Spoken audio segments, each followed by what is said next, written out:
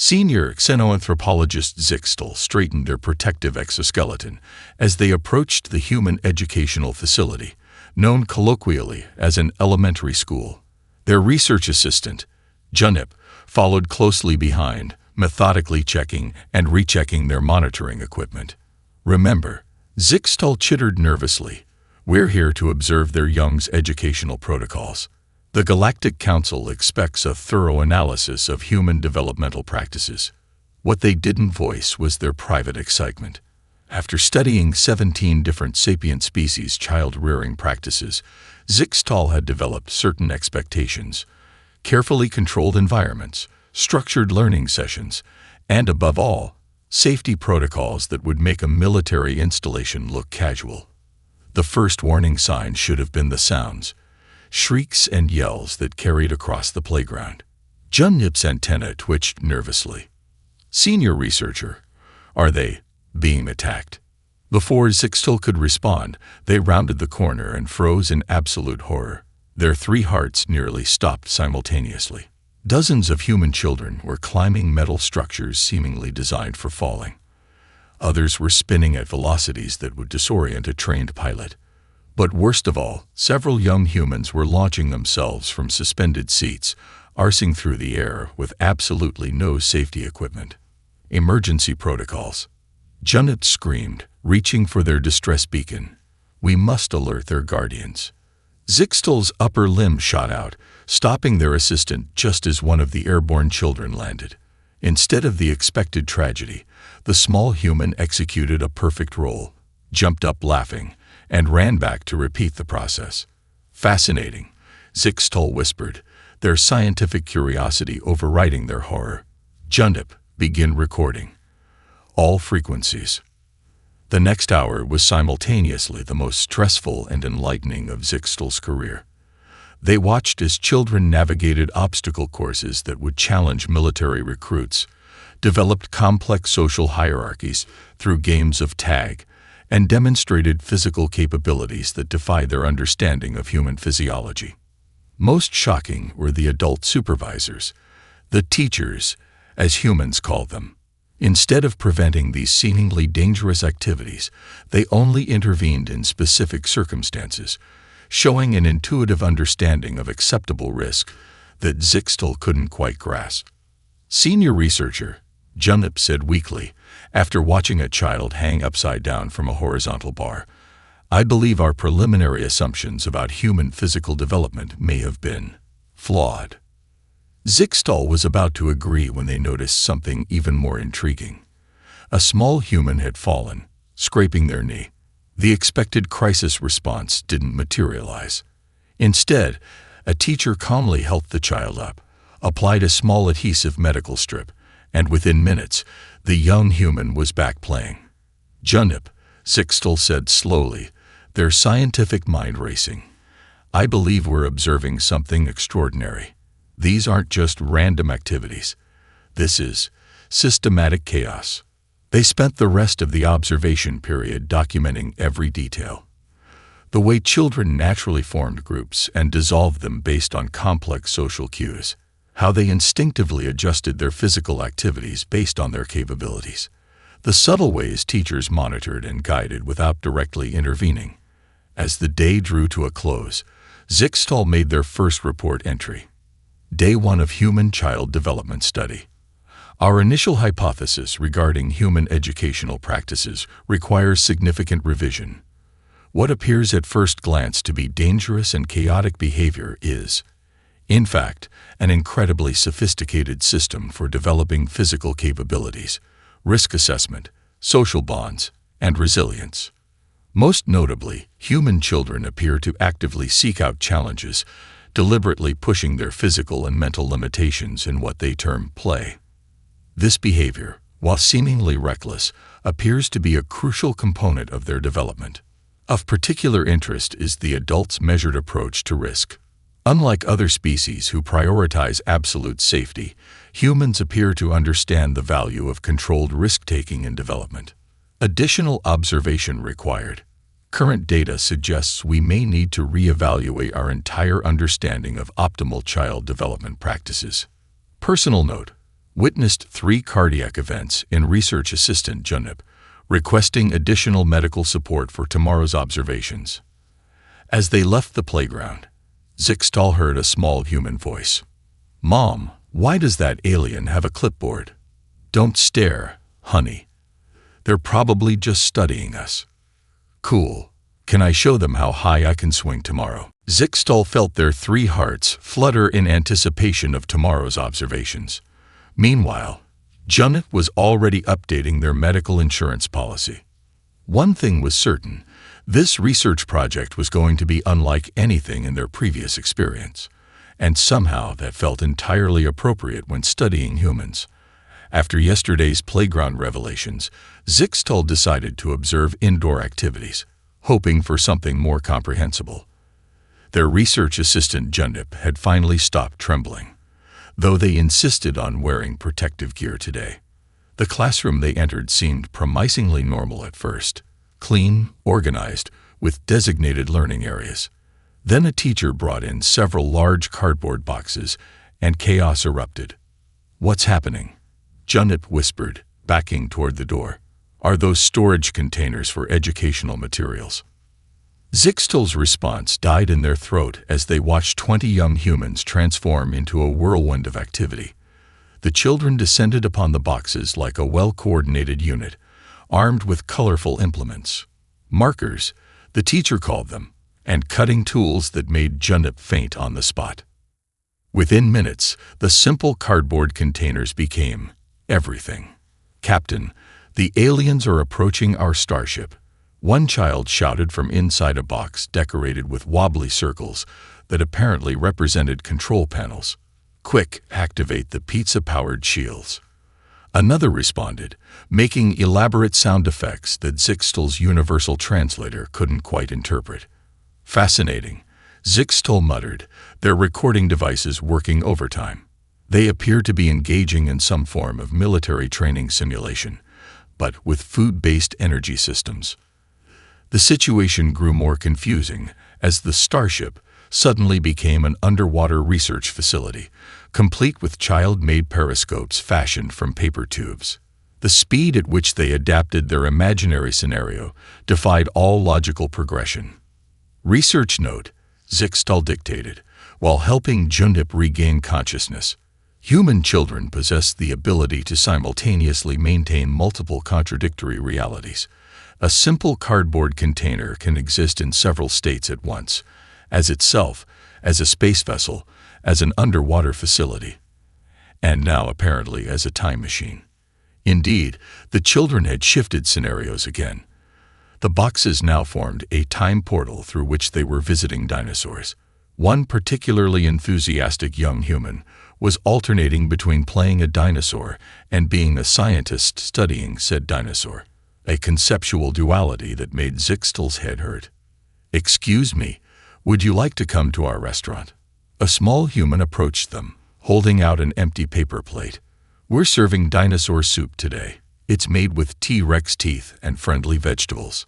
Zixtal found themselves accepting the imaginary dish, much to Junip's horror. The child beamed with such genuine pride that Zixtal felt compelled to mime eating it, earning them a delighted giggle. Research note: the ability to engage with imaginary scenarios appears contagious. Must investigate possible psychic influences. As the day progressed, the boxes underwent more transformations than Zixtal could catalog. They became castles, submarines, rocket ships, hospitals, and at one point, a unicorn ranch, a concept that required 30 minutes of explanation and still left both researchers thoroughly confused. The most intriguing aspect wasn't just the children's ability to imagine, but their collective agreement on these shifting realities. They negotiated changes in scenario with sophisticated social protocols, developed complex rule systems on the fly, and resolved disputes through elaborate narrative adjustments. "You can't be a robot dinosaur doctor," one child stated firmly to another. "Yes, I can," the second child responded, "because I went to robot dinosaur medical school on Mars." The first child considered this for a moment. "Okay, but then I'm a robot dinosaur nurse who knows karate." This was accepted without further debate. By day's end, Zixtal's research notes had grown exponentially. Day 2 of Human-Child Development Study. The human capacity for imagination appears to be both a cognitive and social tool of unprecedented sophistication. Through what they call pretend play, children simultaneously develop creative problem-solving abilities, social negotiation skills, narrative construction, abstract thinking capabilities, resource repurposing innovations. Most remarkably, they accomplish this using minimal physical resources. A simple cardboard box becomes a catalyst for complex cognitive development scenarios that would require millions in technical equipment on other worlds. Additional observation. Several attempts to scan for psychic emanations proved inconclusive. The children's ability to collectively maintain and adapt imaginary scenarios appears to be a natural capability rather than a technological or psychic enhancement. Personal note. Found myself pretending to eat imaginary soup. Junip concerned I've been compromised. Beginning to suspect they might be right. As they packed up their equipment, Zixtal noticed one box had been left unattended. Before they could stop themselves, they peeked inside. For just a moment, they could have sworn they saw the stars. The research team arrived early for their third day of observation, hoping to witness the children's arrival and social grouping behaviors. Instead, they found themselves in the middle of what the teachers called Field Day, specifically a game termed Capture the Flag. This appears to be some form of military training exercise, Junip observed, having finally developed some resistance to the constant chaos. They were documenting the teachers dividing children into 2 teams, each with differently colored ribbons. Zixtal nodded, antenna twitching with interest. Logical assumption. Though I question the wisdom of training warriors so young. Their sentence was cut short by the sound of a whistle, and what could only be described as organized chaos erupted across the field. The first thing that caught their attention was a small human, designated as Sarah by her peers, who exhibited remarkable tactical thinking. While larger children engaged in direct confrontation at the field center, Sarah organized a stealth unit of smaller humans who used the playground equipment as cover. Remarkable, Zixtal muttered, recording frantically. They're displaying advanced battlefield awareness without any formal training. The situation grew more complex as both teams developed sophisticated strategies on the fly. The red team created a deliberate weak point in their defense, leading to an overcommitment of blue team resources. Meanwhile, Sarah's stealth unit had nearly reached the opposing flag. Senior researcher, Junip's voice carried a note of awe. Are you noting the psychological warfare? Indeed, one child had dramatically fallen, clutching their knee and wailing. A perfect diversion that drew attention from Sarah's approaching team. The performance was so convincing that Junip started to reach for their medical kit before noticing the child's quick wink to their teammates. Research note, Zixtal dictated. Human children appear to have an innate understanding of military deception tactics. Further investigation needed to determine if this is genetic memory from their warrior ancestors.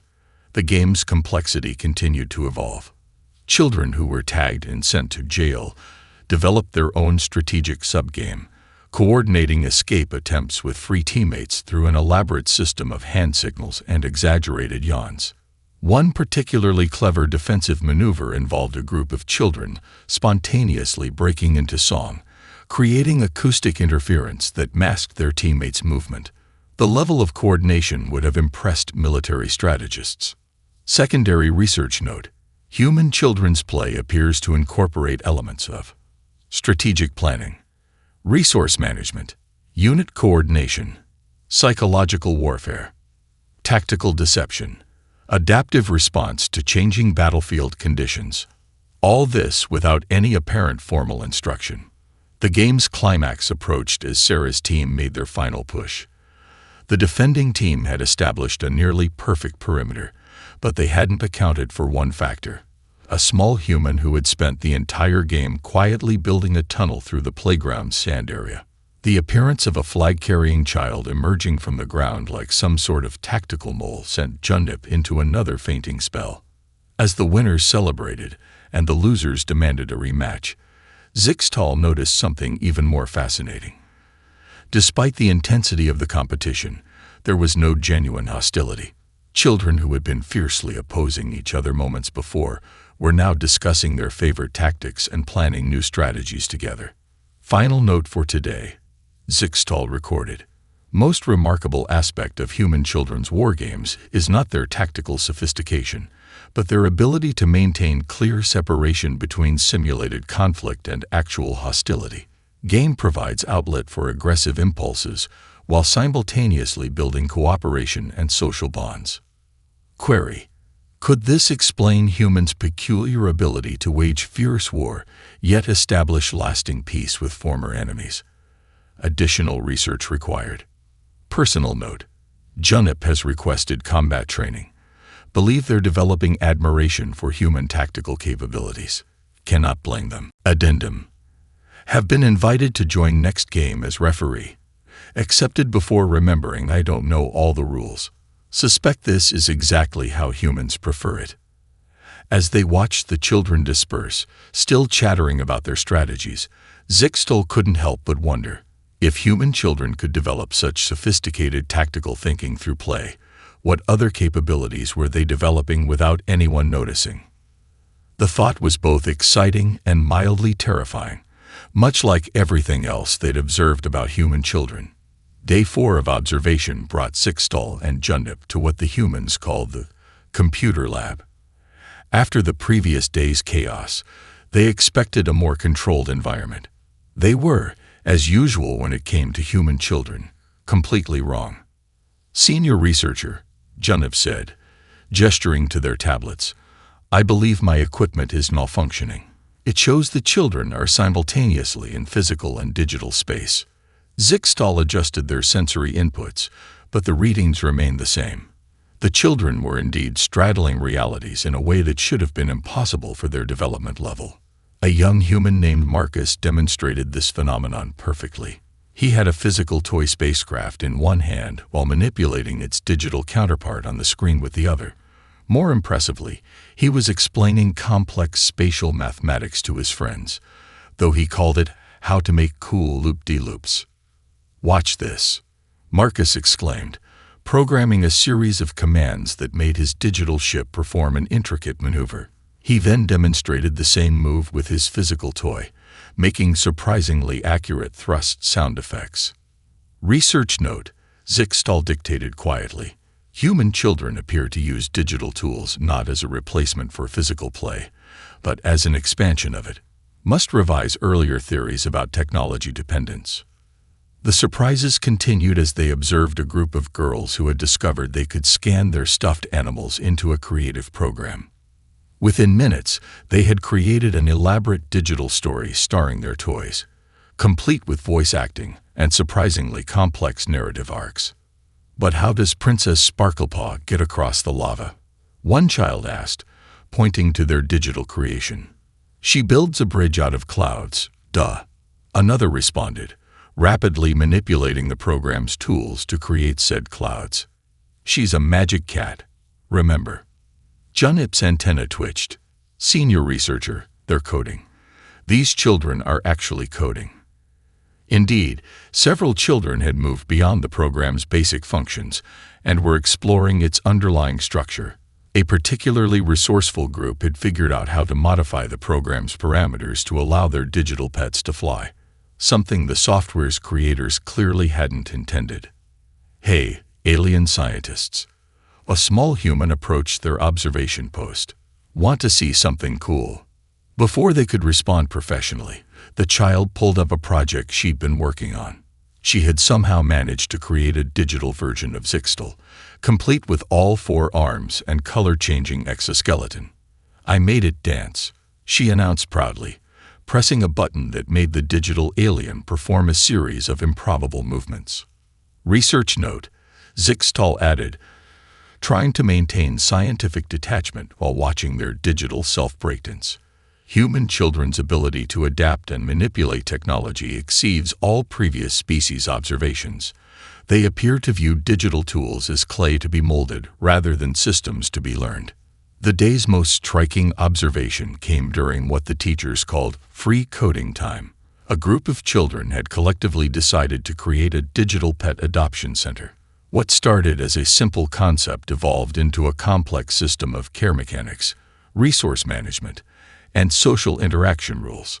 The pets get sad if nobody plays with them, one child explained seriously.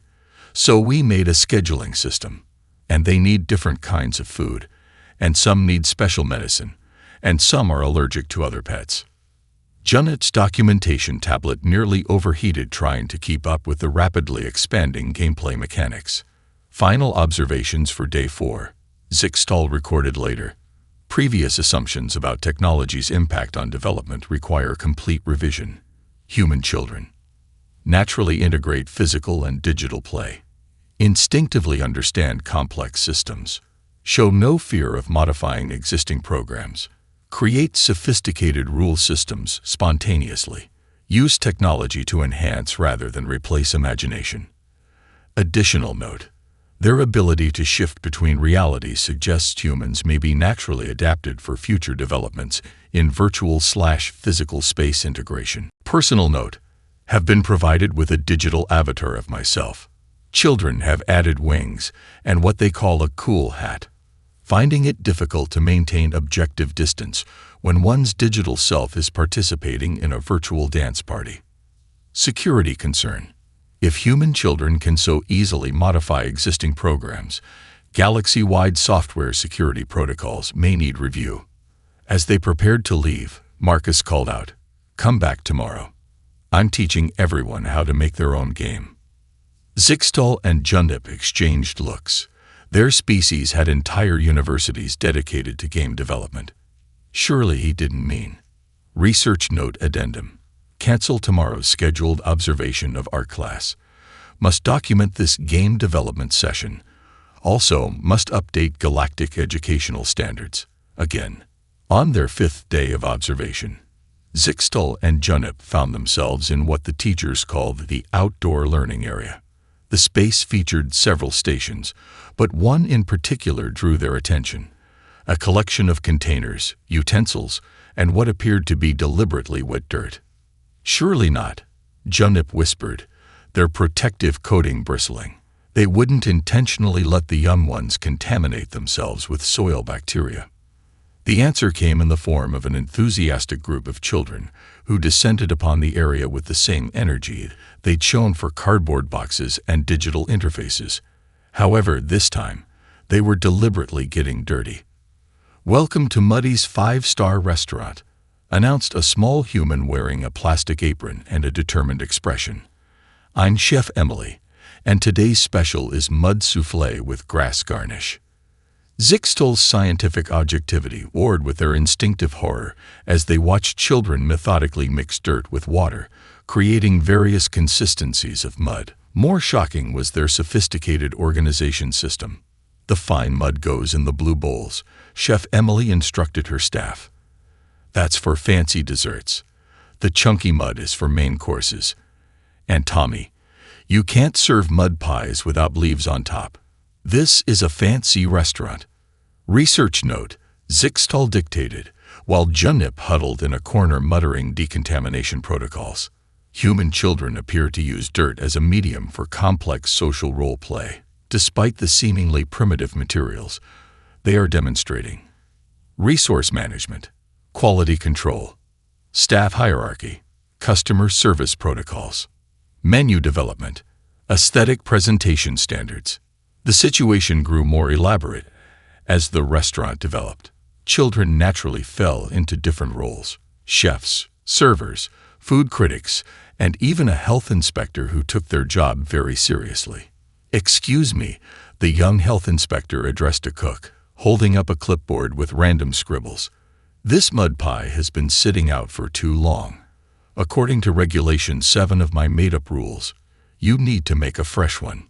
Zixtal was impressed by how the other child immediately complied, understanding the importance of maintaining their shared reality. Secondary research note. Social hierarchy in play scenarios appears fluid, with children readily accepting authority based on assumed roles rather than physical size or age. Possible implications for human adult social structures. The complexity of their play continued to evolve. They developed a currency system using leaves, established delivery routes for takeout orders, and even created a customer loyalty program where frequent diners could earn extra special super fancy mud cakes. Things took an unexpected turn when Chef Emily approached their observation post with a carefully crafted mud creation. "This is our scientist special," she announced proudly. "It's made with extra smart mud from the thinking corner of the garden. Would you like to try some?" To Junip's absolute horror, Zixtal found themselves accepting the offering. Research integrity, they'd explained later, must fully immerse in observational opportunities. Research note, they added, carefully pretending to consume the mud dish while Chef Emily watched expectantly. Human children's ability to draw others into their imaginary scenarios demonstrates remarkable social intelligence. Even species with no biological need for food can be compelled to participate in their ritualistic pretend eating. Additional observation. Despite working with actual dirt, children maintain strict cleanliness standards within their imaginary restaurant framework. Fascinating contradiction in processing real versus imagined contamination. The day's most remarkable observation came during what the children called rush hour. A dispute arose over mud quality between the head chef and her sous chef.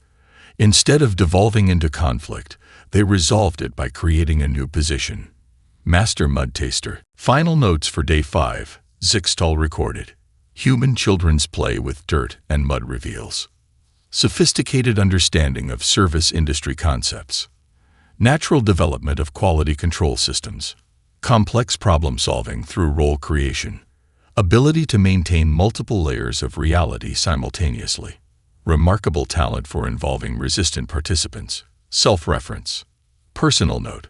Have been awarded Best Customer Card made of leaves and twigs, finding it difficult to maintain professional distance when presented with such honors. Medical note. Junip requiring extended decontamination protocols after accidental contact with special mud sauce. Insists they can still feel it despite 3 sanitization cycles. Additional note. Must revise previous theories about human technological advancement. Perhaps their ability to create complex systems from basic materials explains their rapid development from mud huts to space travel within a relatively short evolutionary time frame.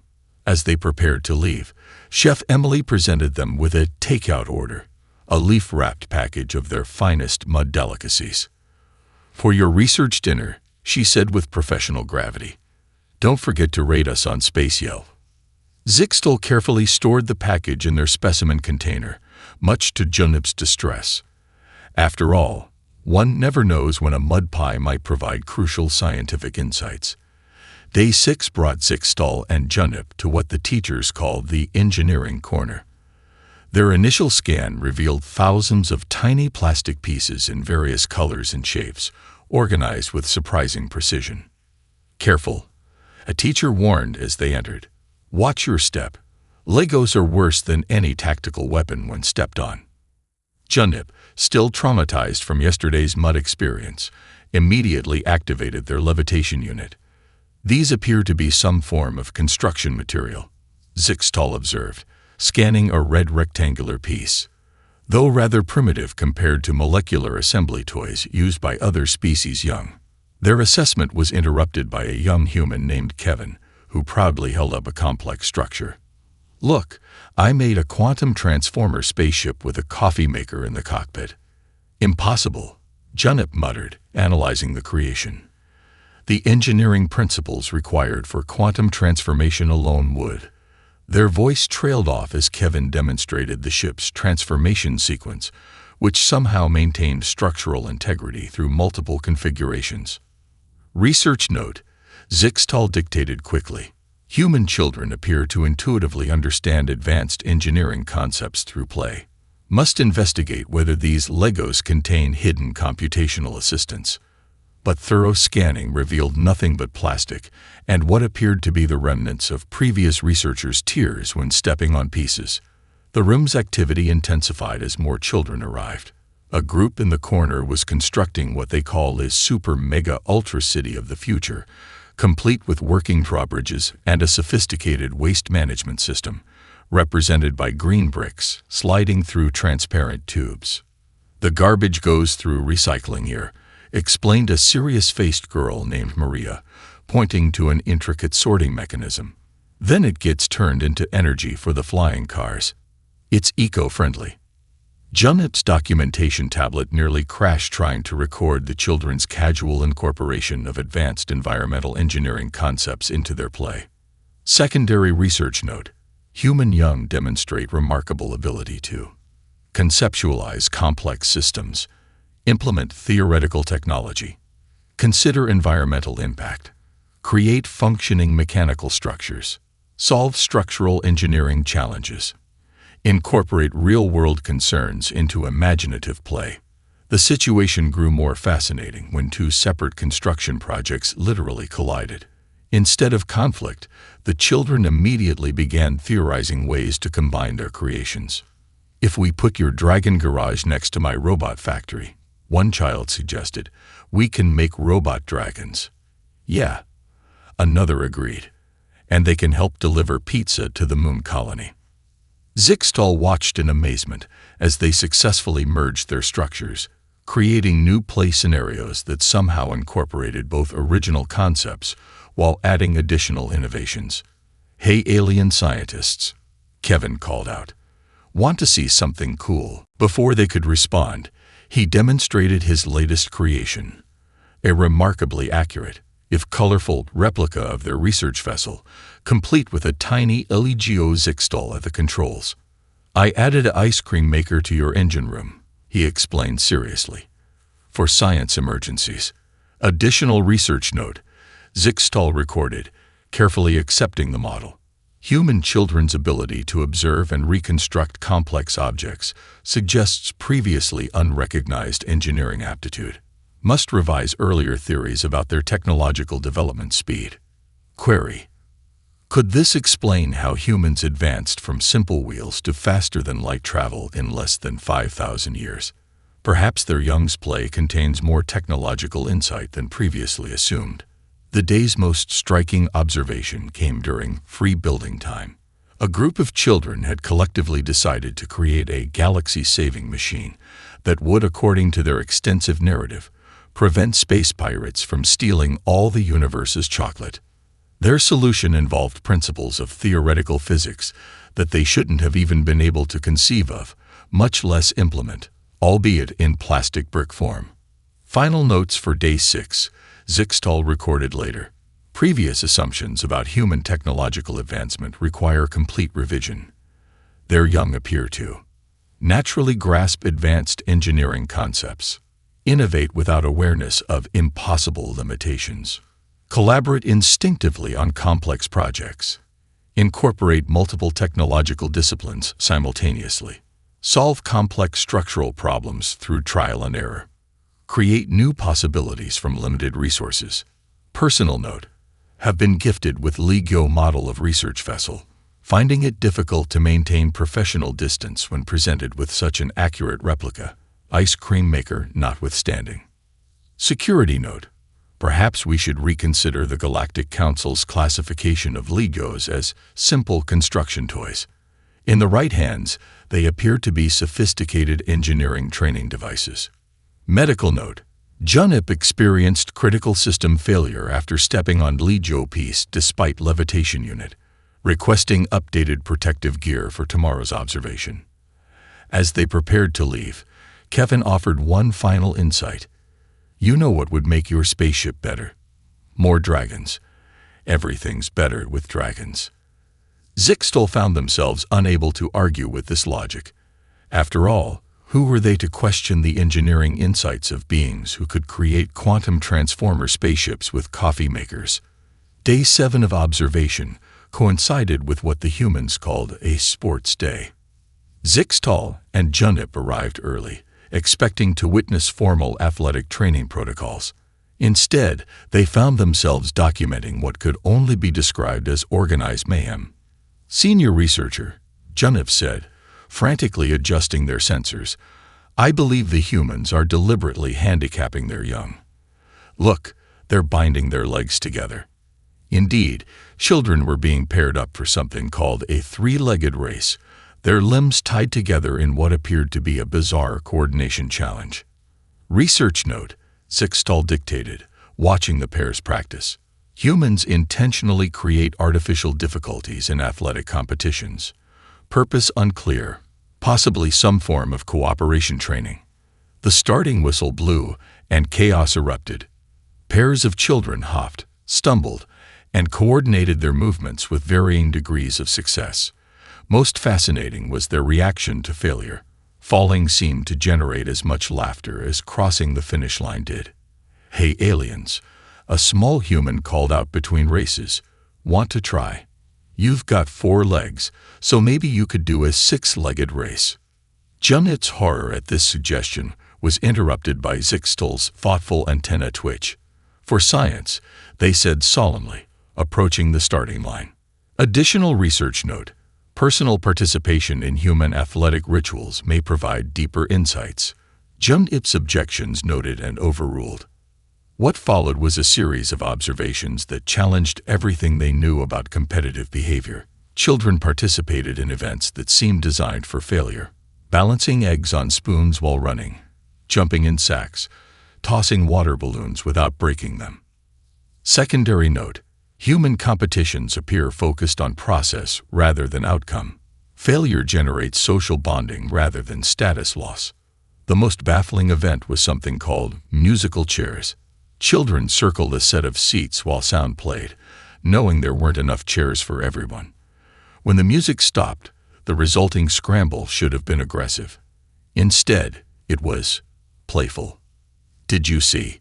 Junev asked, amazed. Before they could respond, he demonstrated his latest creation, a remarkably accurate, if colorful, replica of their research vessel, complete with a tiny Eligio Zixtal at the controls.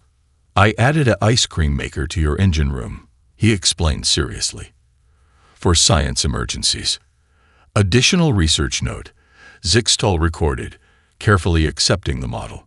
Human children's ability to observe and reconstruct complex objects suggests previously unrecognized engineering aptitude. Must revise earlier theories about their technological development speed. Query: could this explain how humans advanced from simple wheels to faster-than-light travel in less than 5,000 years? Perhaps their young's play contains more technological insight than previously assumed. The day's most striking observation came during free building time. A group of children had collectively decided to create a galaxy-saving machine that would, according to their extensive narrative, prevent space pirates from stealing all the universe's chocolate. Their solution involved principles of theoretical physics that they shouldn't have even been able to conceive of, much less implement, albeit in plastic brick form. Final notes for Day 6, Zixtal recorded later. Previous assumptions about human technological advancement require complete revision.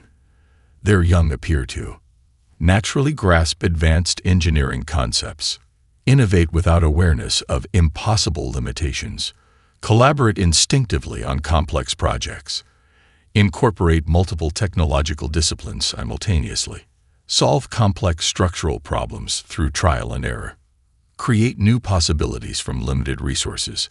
Personal note, have been gifted with Legio model of research vessel, finding it difficult to maintain professional distance when presented with such an accurate replica, ice cream maker notwithstanding.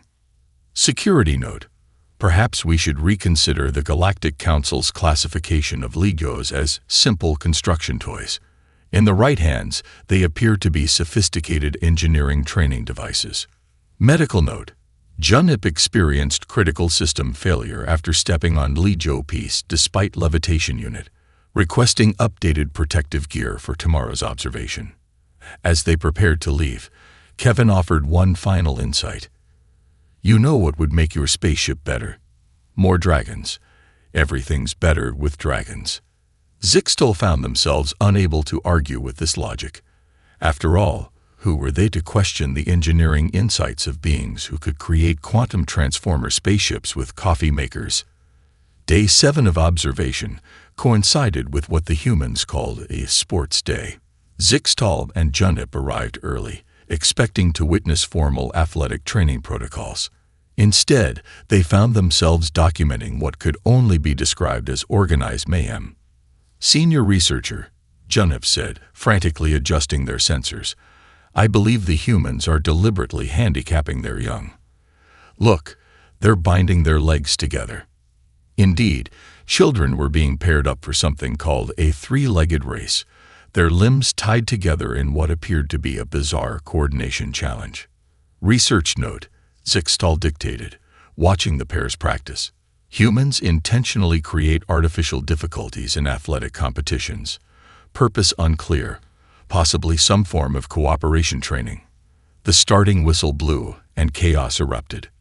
Pairs of children hopped, stumbled, and coordinated their movements with varying degrees of success.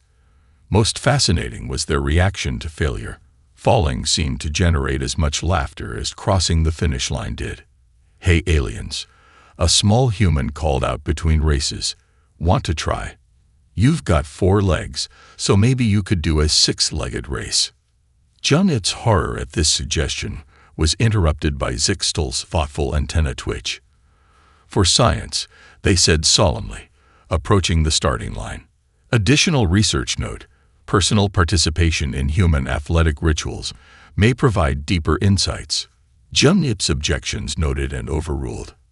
What followed was a series of observations that challenged everything they knew about competitive behavior. Children participated in events that seemed designed for failure, balancing eggs on spoons while running, jumping in sacks, tossing water balloons without breaking them. Secondary note, human competitions appear focused on process rather than outcome. Failure generates social bonding rather than status loss. The most baffling event was something called musical chairs. Children circled a set of seats while sound played, knowing there weren't enough chairs for everyone. When the music stopped, the resulting scramble should have been aggressive. Instead, it was playful. "Did you see?" Junip asked, amazed. The larger human child deliberately slowed their movement to allow a smaller one to reach the chair first. "Fascinating," Zixtal agreed. Their competition includes built-in social cooperation protocols. The day's most striking revelation came during an event called Tug of War. 2 teams pulled opposite ends of a rope, a simple contest of strength. But the children's behavior was anything but simple. They watched as teams spontaneously reorganized based on weight distribution rather than social groupings. Friends competed against friends without relationship damage. Winners helped losers up from the ground. Losers congratulated winners with genuine enthusiasm. Research update, Zixtal recorded. Human competitive play appears to serve multiple functions simultaneously. Physical skill development, social bond reinforcement, strategic thinking enhancement, cooperative behavior training, emotional resilience building, leadership role rotation. The concept of winning graciously and losing well seemed embedded in their play structure. After each event, winners and losers mixed freely, sharing strategies and planning for next time. Critical observation, Zixtal added. Human children appear to view competition as a form of collaborative play rather than pure opposition. This may explain their species' unusual ability to maintain social cohesion despite internal competitions. The day's final event was something called a parent-child race, where adult humans participated alongside their offspring. To everyone's surprise, Junip volunteered to partner with a child whose parent couldn't attend. For scientific thoroughness, they insisted, though their antenna betrayed their excitement. Final notes for Day 7. Zixtal recorded later. Previous assumptions about human competitive behavior require complete revision. Their young demonstrate intentional challenge-seeking, cooperative competition, social awareness during contests, strategic self-handicapping, group cohesion maintenance, joy in both process and outcome. Personal note: 1/3 place in six-legged race with human children. Medal is made of chocolate, finding it difficult to maintain professional distance when presented with edible awards. Additional note: Junip has requested we extend our study to include human Olympics. Suspect they have been emotionally compromised by competitive play exposure. Security concern: if human children can maintain cooperative behavior during competition, their potential for both conflict and alliance may exceed current Galactic estimates. As they prepared to leave, their young race partners presented them with handmade Best Alien Athlete certificates. "You guys should come back for the Winter Sports Day," one child suggested. "We do snow sculpture racing." Zixtal and Jundip exchanged looks. Their species was technically heat-adapted, but research note addendum, requesting cold weather gear for future observations. For science,